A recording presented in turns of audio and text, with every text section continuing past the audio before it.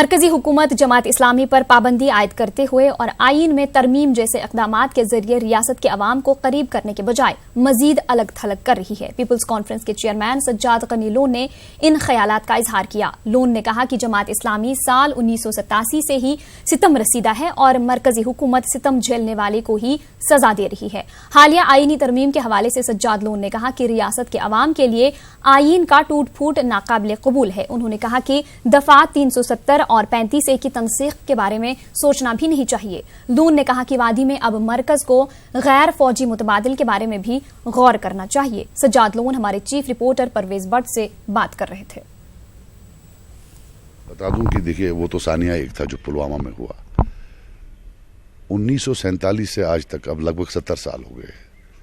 मैं नहीं कह रहा हूं कि कश्मीरियों की कोई गलती नहीं है, सब दिल्ली की गलती है, लेकिन दिल्ली को भी अब सीखना चाहिए, अपनी पुरानी गलतियों से सीखना चाहिए। ले लीजिए, हम पहले जमात इस्लामी की बैन की बात करते हैं। ये एक सोशल समाजी ऑर्गेनाइजेशन है, पॉलिटिकल है, रिलीजियस है और आइडियोलॉजिकली हमारा इनका कभी मिलाप हुआ ही नहीं है, लेकिन हम कन्विंस्ड हैं कि हम पॉलिटिकली इनको फाइट करेंगे ग्राउंड पर। लेकिन जब आप इनको बैन करते हैं तो हम क्या जवाब देंगे? हम कौन सा जवाब लोगों को देंगे कि भाई इनको बैन क्यों किया गया, आपको बैन क्यों नहीं किया गया? ये वही जमात इस्लामिया है ना जो इलेक्शन भी लड़ती थी। 87 में मेरे फादर भी लड़ते थे। आपने ऐसी चोरी की कि एक तो इन सब लोगों को जिनकी आइडियोलॉजी अलग थी आपने सेपरेटिस्ट खेमे में भगा दिया। You push them to the wall. तब से आज तक लगभग 1 लाख लोग वायलेंस में मारा गया है और आज 30 साल के बाद आप फिर विक्टिम को पनिश कर रहे हो।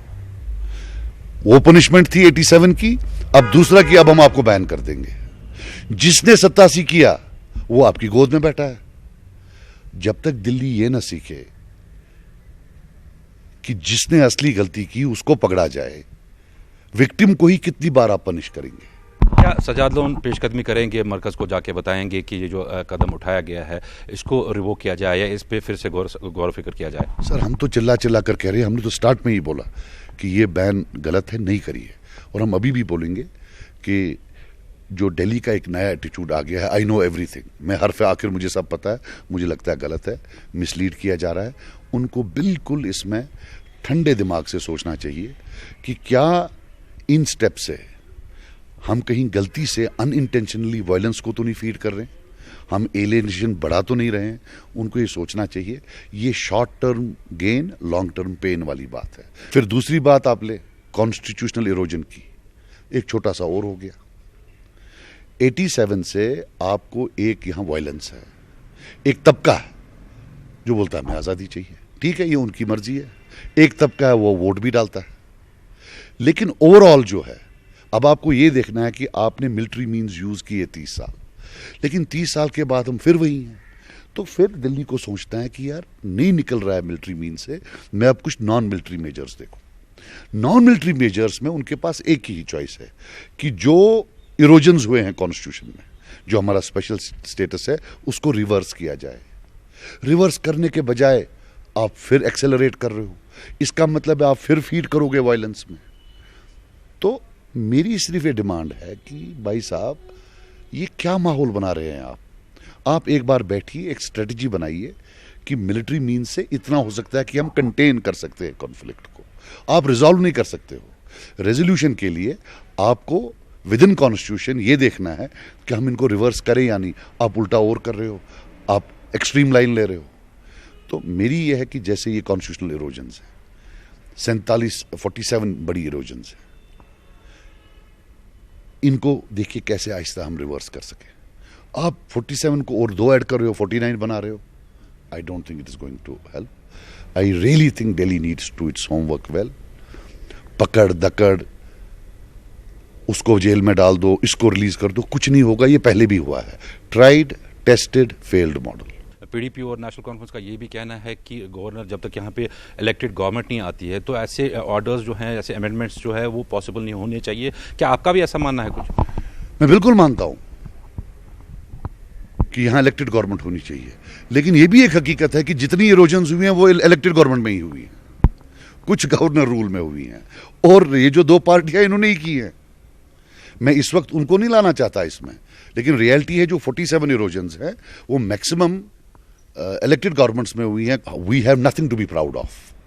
मेन स्ट्रीम ने भी इरोजन्स में, because of power to stay in power, erosions में उनका बहुत बड़ा रोल है। You are in opposition and you challenge a constitutional erosion, मगर आपने तो इससे बहुत बड़े कॉन्स्टिट्यूशनल इरोजन अपने टाइम में किए हुए हैं। 35A भी आता है, आर्टिकल 35A। ऑफकोर्स 35A, 370, उसकी तो बात ही छोड़िए आप, उसको तो टच करने का सवाल है, वो तो दैट विल बी सुसाइड।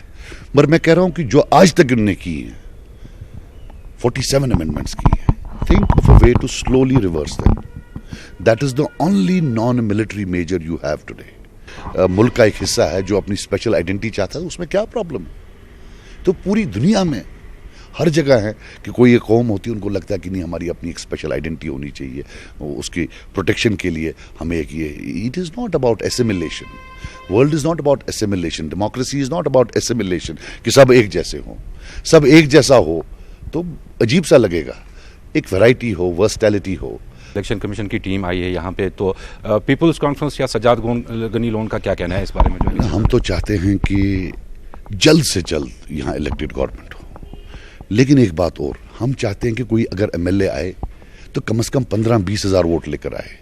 ऐसा ना हो कि ये जल्दी करे और 2-2-2.5 हज़ार लेकर एमएलए अंदर आ जाए, वो भी मर्डर ऑफ डेमोक्रेसी है। 6 साल के लिए सड़क कौन सी बनेगी, ब्रिज कौन सा बनेगा, ये तो एक कलेक्टिव वॉइस आए। आपको तो 50% पोलिंग होनी चाहिए कम से कम।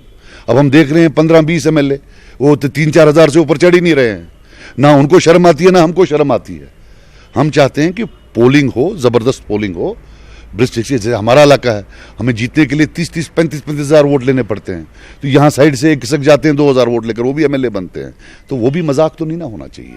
सो इकट्ठे करे, अलग करे, कैसे करे, but ensure that especially in the state assembly you should have a good participation of at least 50%. Otherwise क्या डेमोक्रेसी